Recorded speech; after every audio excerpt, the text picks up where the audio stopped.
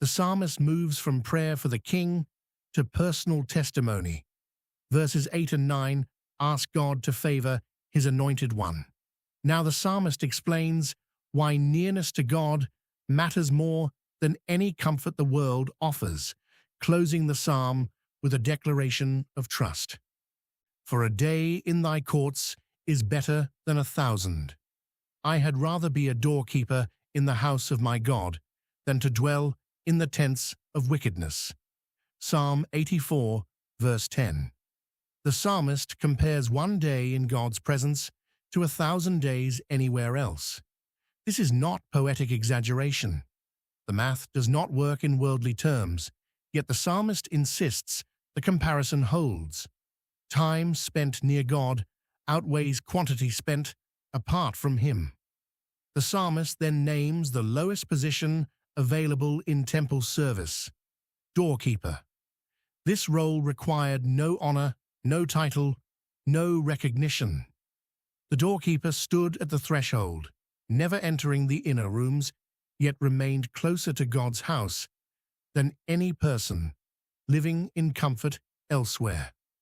The psalmist would choose this humble post over dwelling in the tents of wickedness, a phrase describing prosperity gained through rebellion against God.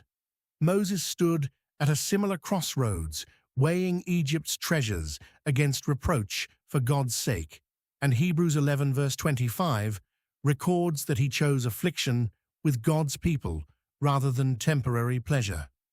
The psalmist makes the same choice, valuing proximity to God above every comfort the world promises.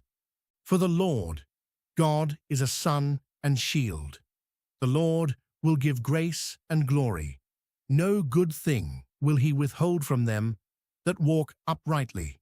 Psalm 84, verse 11. The psalmist grounds this preference in God's character, offering two images side by side.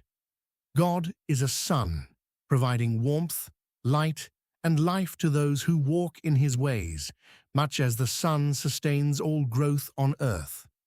God is also a shield, offering protection from every threat that seeks to destroy his people. These two images work together. The sun exposes, the shield protects. God gives both illumination and defense to those who belong to him. The psalmist then declares that the Lord gives grace and glory, favor given, and honor that follows in its wake.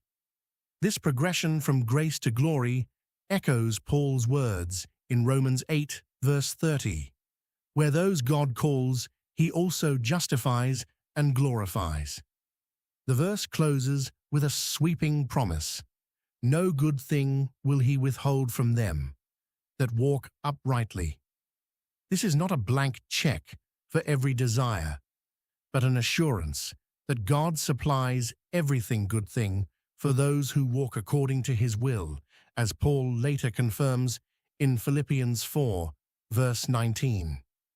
O Lord of hosts, blessed is the man that trusteth in thee. Psalm 84, verse 12. The psalm closes where it began, addressing God as Lord of hosts, the commander over every army in heaven and on earth. This last verse pronounces blessing, not on the wealthy, the powerful, or the comfortable, but on the man who trusts in God. Trust becomes the defining mark of blessedness throughout this psalm, tying back to Psalm 1's opening declaration about the blessed man who delights in God's law. The pilgrims who journeyed toward Zion, the sparrows nesting near the altar, the doorkeeper standing at the threshold, and the king anointed under God's favor all share this same foundation: trust in the Lord of hosts.